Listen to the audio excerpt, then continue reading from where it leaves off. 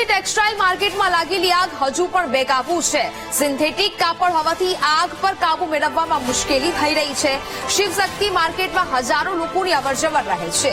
મોટા પ્રમાણમાં કાપડનો જથ્થો હોવાથી આ આગ છે તે વધુ ફેલાઈ રહી છે અને હજી પણ આગ બેકાબુ હોવાનું સામે આવી રહ્યું છે અને લાખો અને કરોડોનું નુકસાન થતા વેપારીઓ પણ ચિંતામાં મુકાયા છે। સંવાદદાતા શૈલેષ ત્રિવેદી વધુ વિગતો સાથે લાઈવ જોડાયા છે। શૈલેષ, સુરતની જે શિવશક્તિ ટેક્સટાઇલ માર્કેટમાં જે આગ લાગી હતી, હજુ પણ આગ બેકાબુ હોવાના સમાચાર મળી રહ્યા છે। હાલ શું સ્થિતિ જોવા મળી રહી છે ત્યાં?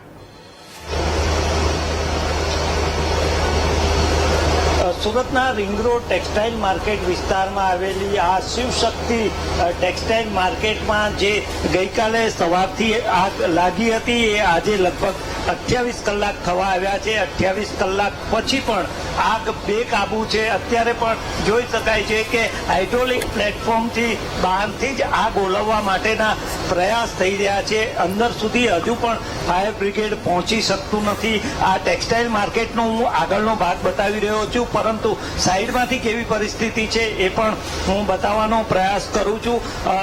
છેલ્લા 28 કલાકથી લાગેલી આગ હજુ સુધી કાબુમાં આવી નથી અને અંદર જે રીતના પરિસ્થિતિ અત્યારે જોવા મળી રહી છે એ તેમાં ખાસ કરીને હજુ સુધી જે આગ છે એ આગ ઓલવાઈ નથી અને જે લાખો મીટર કાપડ, સિન્થેટિક કાપડ અંદર પડ્યું છે એ સિન્થેટિક કાપડ હજુ પણ સળગી રહ્યું છે। આ માર્કેટની સાઈડનો ભાગ હું અત્યારે બતાવી રહ્યો છું। ત્યાં પણ હાઇડ્રોલિક પ્લેટફોર્મથી ફાયર બ્રિગેડના જે જવાનો છે એ માત્ર બહારથી પાણીનો છંટકાવ કરી અને આગ ઓલવવા માટેનો, આગને કાબુમાં મેળવવા કરતા આગ વધુ પ્રસરે નહીં તેને માટેનો એક પ્રયાસ કરવામાં આવી રહ્યો છે। આજે વહેલી સવારથી સુરત મહાનગરપાલિકાના જે કમિશનર છે એ શાલિની અગ્રવાલ, તેમજ પોલીસ કમિશનર, તેમજ જિલ્લા કલેક્ટર, આ તમામ અધિકારીઓ, પદાધિકારીઓ અહીંયા આવ્યા હતા અને તેમણે સમગ્ર સ્થિતિની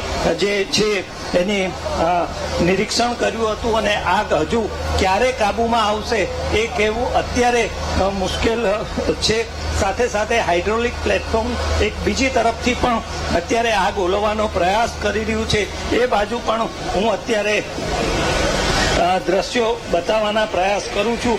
આ જે આ માર્કેટની બીજી ભાગ છે ત્યાં પણ અત્યારે મોટા પ્રમાણમાં આગ લાગેલી છે। હજુ પણ આગ કાબુમાં આવી નથી અને અંદર પણ જવાય તેવી સ્થિતિ નથી। આ માર્કેટના પાછળનો ભાગ હું અત્યારે જે બતાવી રહ્યો છે ત્યાં પણ અત્યારે ધુમાડાના ગોટે ગોટા નીકળી રહ્યા છે, એટલે કે અંદર ખૂબ જ ભયાનક કહી શકાય તેવી પરિસ્થિતિ છે। બીજી તરફ અત્યારે અહીંયા ફાયર બ્રિગેડના ઉચ્ચ અધિકારીઓ છે એ હવે શું કરી શકાય એ પ્લાનિંગ માટે અહીંયા ઊભા છે। એમની સાથે પણ આપણે વાત કરવાનો પણ પ્રયાસ કરીએ છીએ। તેઓ શું કહે છે, કેવું પ્લાનિંગ અત્યારે થઈ રહ્યું છે એ પણ આપણે જાણવા માટેનો પ્રયાસ કરીએ છીએ। તેમનું શું કહેવું છે, કઈ રીતે અત્યારે સર અત્યારે શું સ્થિતિ છે, હવે શું પ્લાનિंग ચાલી? अभी अंदर जाना पॉसिबल नहीं है क्योंकि टेम्परेचर बहुत ज़्यादा है और बिल्डिंग भी बहुत पुराना है। अंदर फायर करीब 24 से 26 कलाक के आसपास हो गया आग लगे हुए, तो पूरा जो सिंथेटिक मटेरियल मेल्ट होके बाहर आने लग गया अभी। तो इसलिए बाहर से फायर फाइटिंग कर रहे हैं अभी टर्नटेबल हाइड्रोलिक प्लेटफॉर्म मदद से, और नीचे से फायर फाइटर भी लगाए हुए हैं सभी। और उसके बाद अगर टेम्परेचर कम होगा तो अंदर एंटर करेंगे अभी।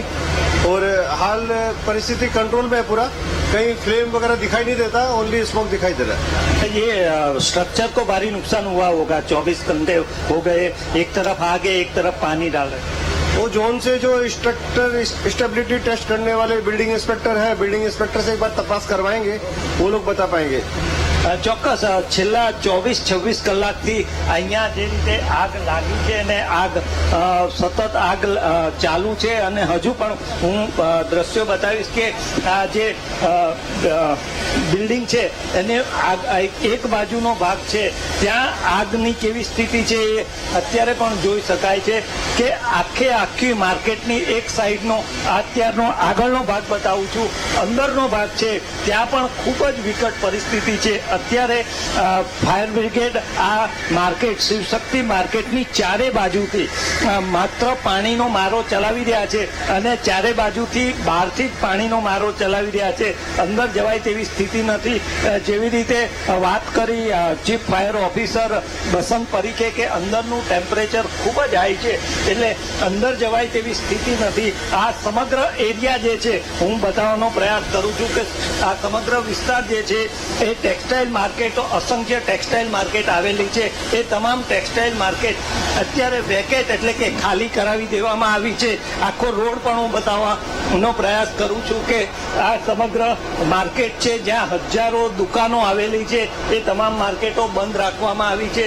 તેની સાથે સાથે અહીંયા અવર જવર માટે પણ જે છે એ બંધ કરી દેવામાં આવ્યું છે. આમ ઓવરઓલ છેલ્લા 2 દિવસથી જે પરિસ્થિતિ છે એમાં આગ હજુ કાબુમાં આવી નથી. તેની સાથે સાથે અહીંયા જે 835 જેટલી દુકાનો છે એ તમામને વ્યાપક નુકસાન થયું છે. જી બિલકુલ શૈલેષ, વિગતો સાથે જોડાયા તે બદલ આપનો આભાર. એટલે કે કહી શકાય કે હજી પણ આગ છે તે બેકાબુ જોવા મળી રહી છે.